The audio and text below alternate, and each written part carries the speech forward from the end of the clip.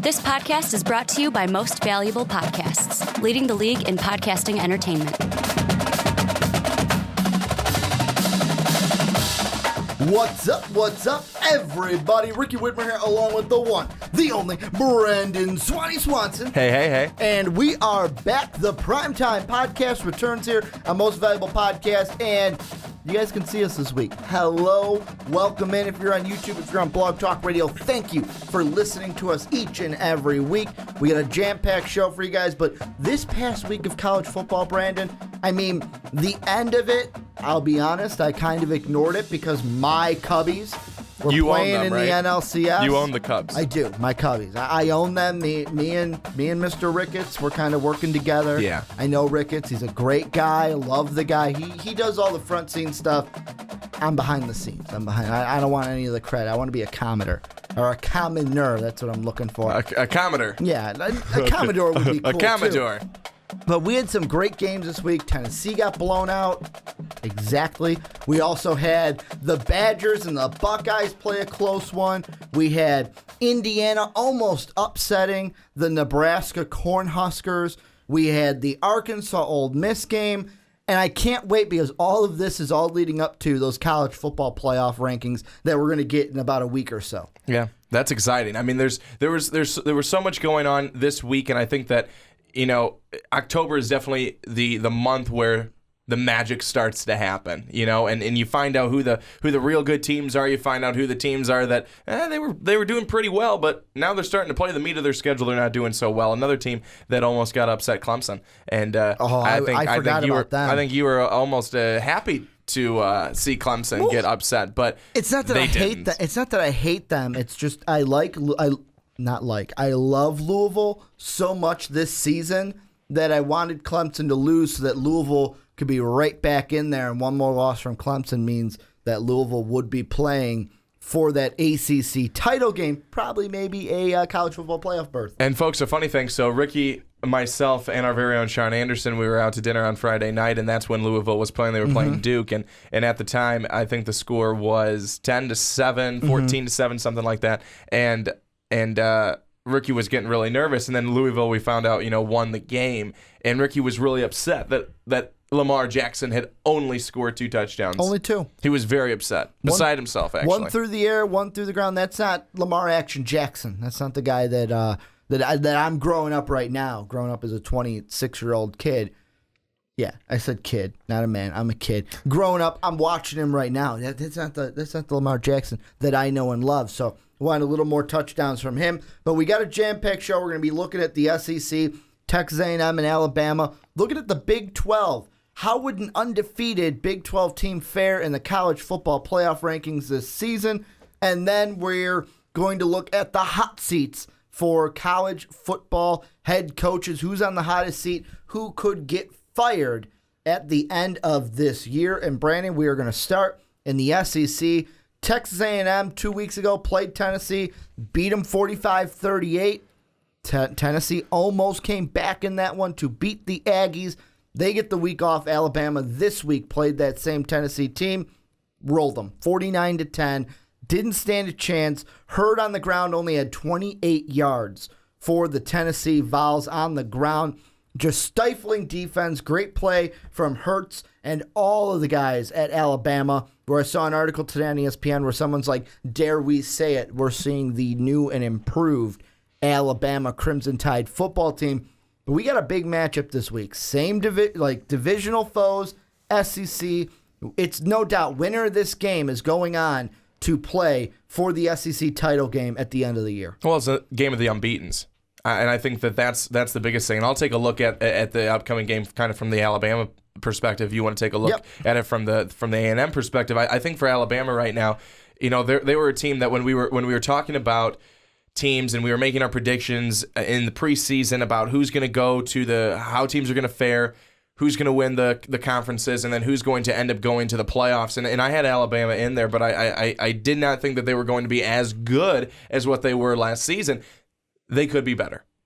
I mean, they have looked really, really good. And yesterday's showing was a big was a big showing. And I want to say that because I know that you kind of a Tennessee hater this season because you're so upset with the luck that that they've been able to have it at certain times this year. But I think that Alabama, they came out and that was can you really say that it was a statement game for them? I think you can. I would. Because they come out and they don't only beat the number 9 team, they roll the number 9 team, and they beat them 49-10. And I think that Jalen Hurts has really done a good job as a quarterback for the Crimson Tide this season. He only has 143 yards through the air, and he also has an interception, but he has over 130 yards on the ground with 3 touchdowns. That's why he is so dangerous. That's what has made him so good.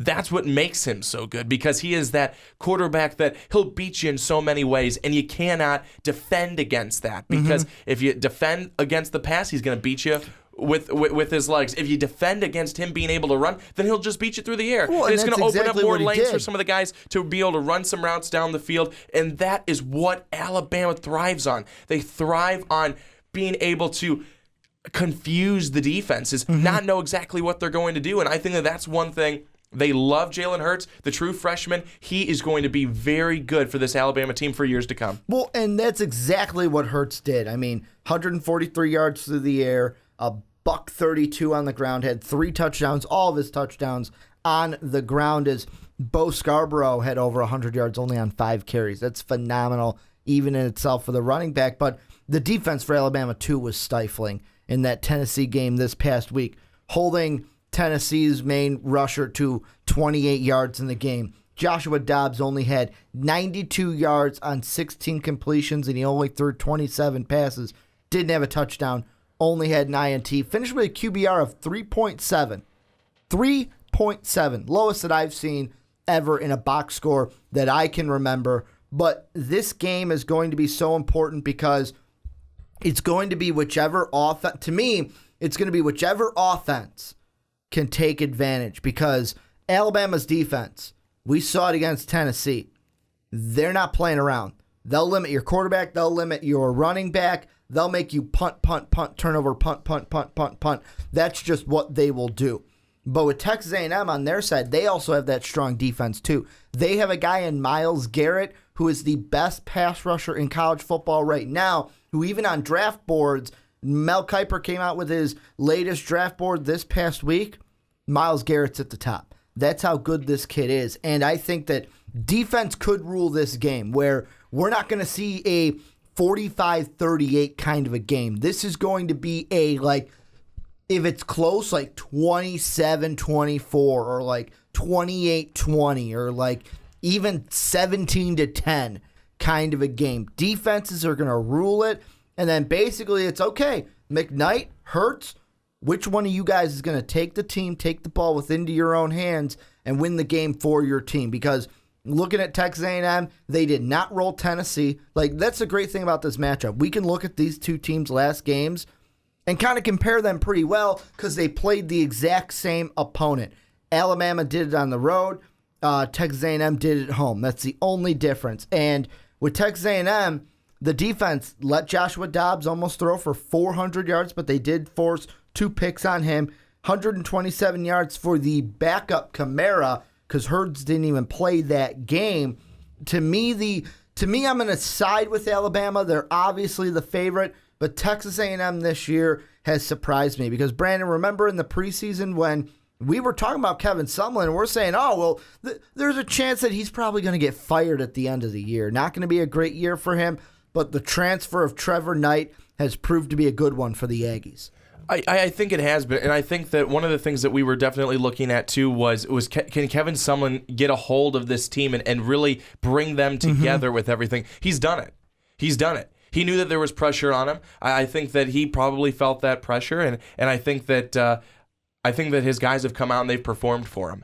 And I think that they've come out and they've been better than what even other people have expected. You know, even the people who are out there every day as their actual job, going out there, following A&M, stuff like that. I think they've surprised those guys too, the beat writers, everything. And I think that that's one of the big things. They've really come alive with their offense. I think that they've shown some really good defense. I think that it's going to be a real big battle come Saturday.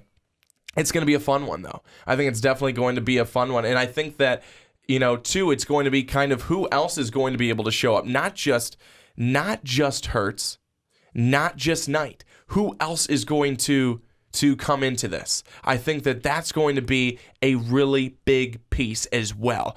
Who else gets involved? Is it going to be on the offensive side? Is it going to be on the defensive side? Alabama had a really big presence defensively with this past weekend. Mm-hmm. It was one of the first plays. I shouldn't say one of the first plays. It was one of the first scores. It was the second score of the game, a 58-yard interception return for a touchdown that kind of, I think, really put a cap on how the day was going to go for Alabama and for Tennessee as well. Tennessee only scored 10 points, and I think that Josh Dobbs really was frustrated back there. He completes 16 passes, only gets 92 yards on the day. It was really a struggle for him. So I think that moving into this next week, it's this Alabama defense. Mm-hmm. It's this Alabama defense, and I think that it's this front line. Are they going to be able to get pressure on Knight? I think they will, but I think that then it's the offensive line on the other side for A&M. How are they going to be able to put up a defense against the Alabama front seven defensively? And are they going to be able to keep Trevor Knight upright?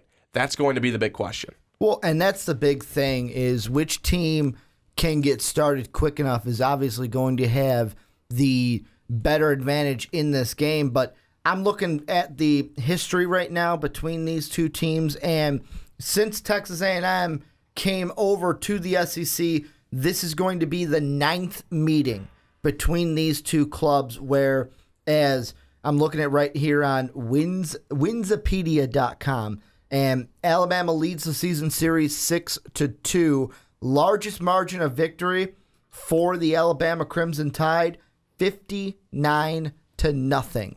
Largest margin of victory for Texas A&M, 29-24. And Alabama has a 3-game winning streak. Texas A&M hasn't won since 2012, back when they had who at their quarterback? Do you remember who their quarterback was for Texas A&M in 2012?